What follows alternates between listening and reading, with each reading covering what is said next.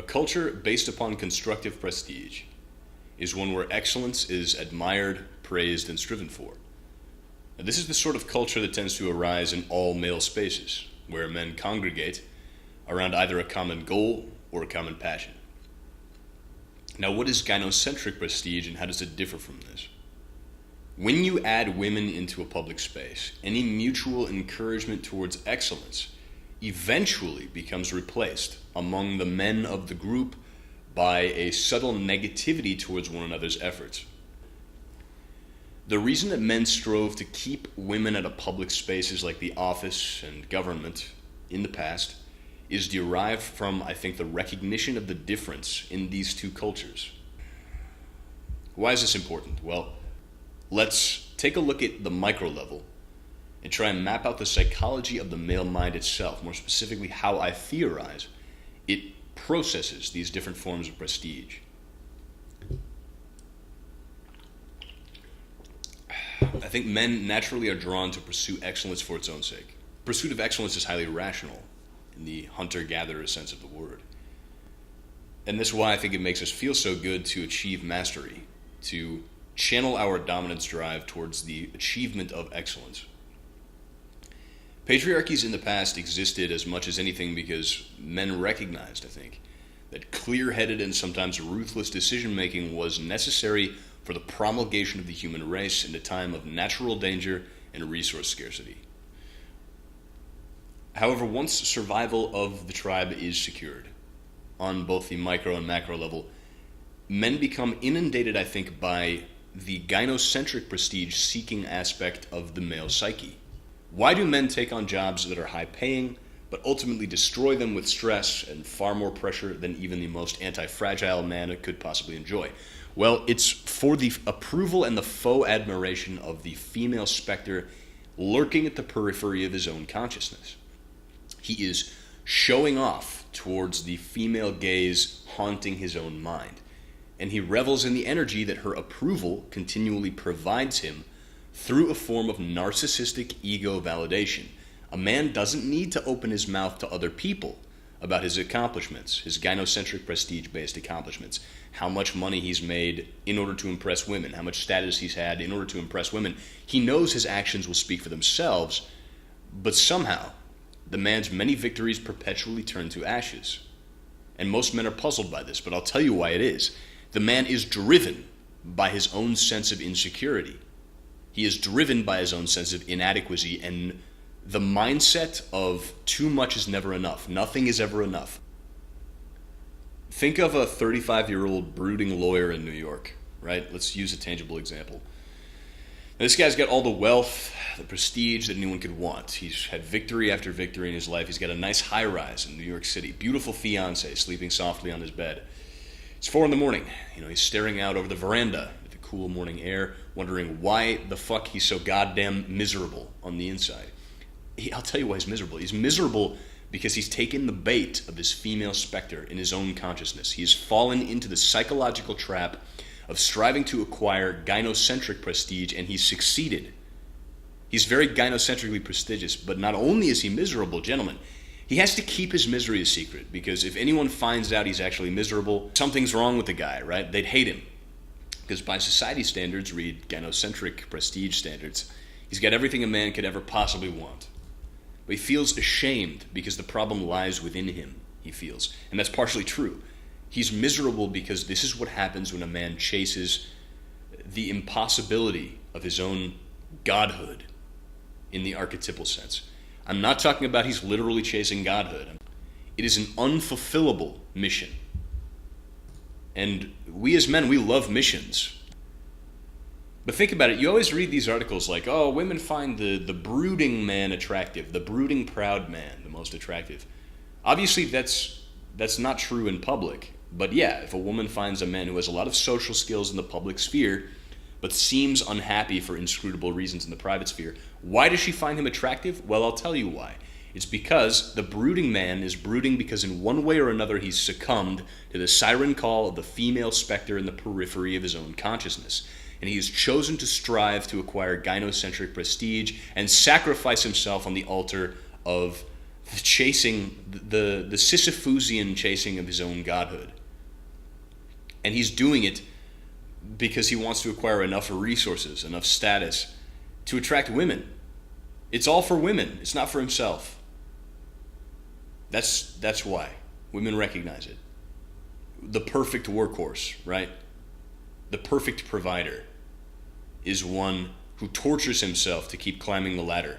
That's the unhealthy form of ambition that women love, and they love to reward it. He's subcommunicating that he wishes to become the ultimate gynocentric alpha. The man who has many resources, who has great status.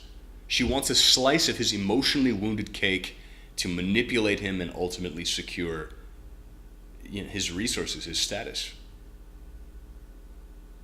Infatuation's all that is love to a woman. That infatuation must perpetually be maintained. And otherwise she'll just leave for someone with better resources. One of the most compelling villains I ever encountered is from this video game I grew up on. It's called Baldur's Gate 2. And the villain's name is John Irenicus. He was this powerful mage, this extremely powerful mage who fell in love with the queen of his people. He became jealous and possessive because he was too intelligent to believe the queen could love him in a sustainable way, unless he literally ascended to godhood. His pursuit of godhood was just to be lovable to the eyes of the woman that he loved. And it drove him to a life of ruination and misery. I think infatuation is a narcissistic projection on the man's part as well. I've said this many times. In a way, I think a man, he sees a version of himself reflected in the eyes of a woman that he's with that he actually likes for the first time maybe in his life. Because think about it, culturally at least, and I think it comes down to our biology as well. Men were conditioned to believe we have no worth except for what we can give to women. Or give to the tribe or whatever. We have no worth in and of ourselves. And that leads, I think, a lot of times to self-hatred for men. So when a man finally falls for an image of himself that isn't loathsome in the eyes, reflected in the eyes of the woman that he's infatuated with, it's just narcissistic projection. Yeah, he feels empowered by, I think a lot of men will know what I talk about when I say that there's this form of God worship, so to speak. It's a microcosm of God worship. It's not exactly the right terminology for it, but a woman will worship a man she believes in. And you can see it in her eyes. But in the end, he's also fallen for himself, the self he sees reflected in her eyes that has worth. He's reinvented himself as a man of worth. But he's not striving for excellence for its own sake now. He's striving to bolster the godhood found reflected in the eyes of the woman he's currently with, because he realized that to satisfy a woman's hypergamy and to keep her attracted, godhood is required. And so he'll push himself harder and harder, rolling the Sisyphusian boulder of his own unhappy efforts in prestige-laden areas up the mountain of gynocentric success. It'll never make him happy. And it'll never be enough for her.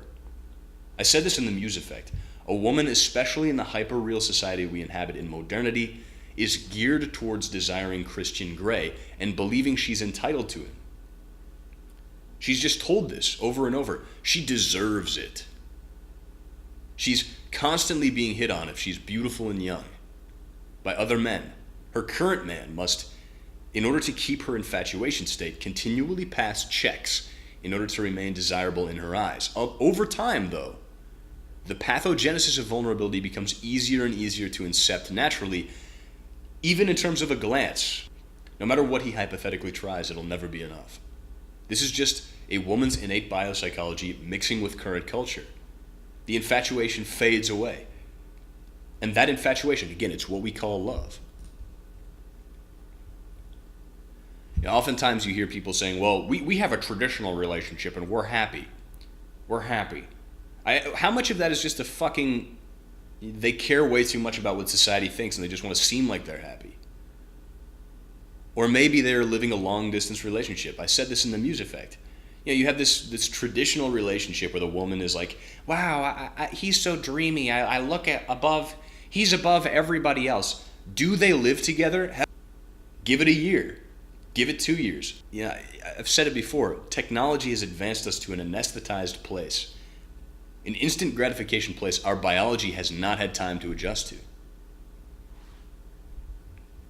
I believe any relationship is one inherently gynocentric, as the man must continue to strive harder and harder to keep the same woman interested, as her natural infatuation inevitably erodes, and two, futile.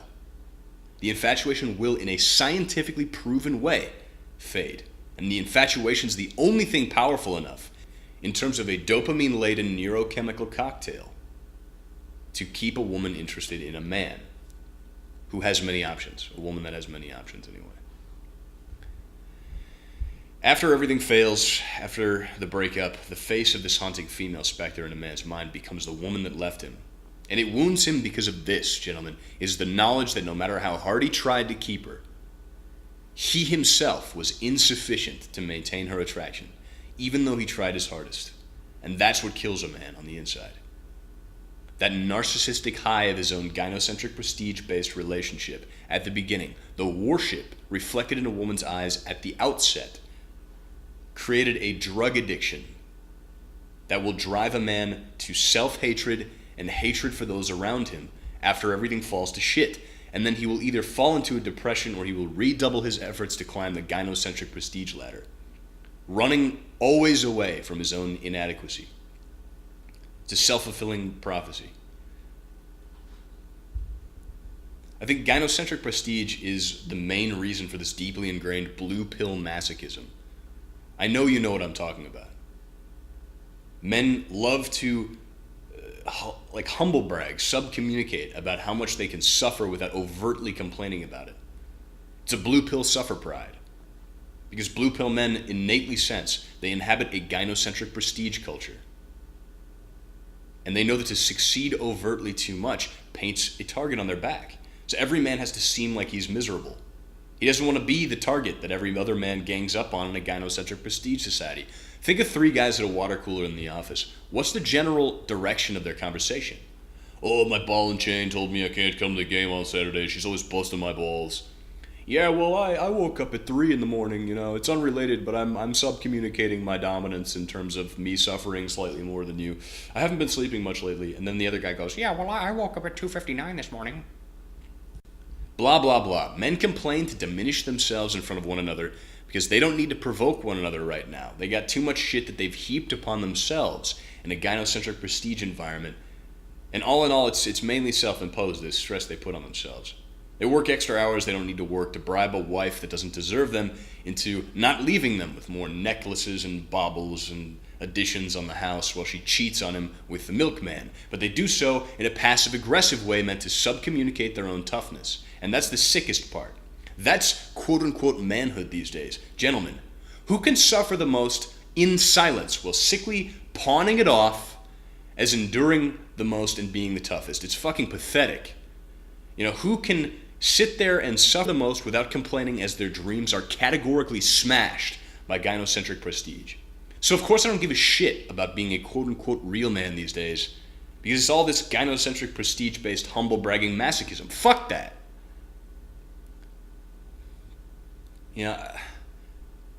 But like I've said in the past, what's the solution? Okay, gynocentric prestige sucks, okay? Pandering to women sucks, but we're still attracted to women. That'll never go away. A lot of people in my comments section, they say, you know what, ever since I found out the truth of women, I don't feel attracted to them anymore. Well, that's not been my experience. And the solution is constructive prestige. Chasing excellence for its own sake, and women will come to the man who chases excellence. Truly. And if the man can just adopt a zen-like detachment from her attraction and just enjoy her while she's around and let her go when she's gone, that's the best we can do. So I'm going to leave it on a positive note. I think when men realize that channeling their dominance drive towards constructive prestige instead of gynocentric prestige is the only thing that can make a man happy, men begin to conduct themselves in a way where they strive for excellence for its own sake. And these men become locuses around which other men rally. I've seen this at the office in different permutations. You'll have a gynocentric prestige-based office until enough men realize, it's about the love of the game. If you're lucky enough to be in an office like that, if enough men become locuses where they just put the blinders on and they say, you know what, I love the game, I'm not going to bite off more than I can chew, I'm going to approach everything with humility, and I'm just going to enjoy my life, enjoy my work. There's a sense of nobility in men as well, and it activates. They feel ashamed. They're like, oh man, maybe I shouldn't have, been going for this gynocentric prestige. It's so fucking petty and futile. And if enough men wake up in a firm and start going for constructive prestige, chasing excellence, they lead by example. And a firm that gets overtaken by enough locuses of constructive prestige is a firm that becomes excellent itself. That's a good work culture. Okay, Coterie, if we're not chasing the external validation of women, ought we to chase the external validation of men? Is that what you mean by excellence culture? Is that what you mean by constructive prestige? Absolutely not. 100% no. Those things, that wouldn't make any sense. To chase excellence for its own sake is to let go, to push away even. External validation, it doesn't matter, gentlemen, what other people think about you. It just doesn't matter. In an existential sense, it fucking means nothing. Give your gift.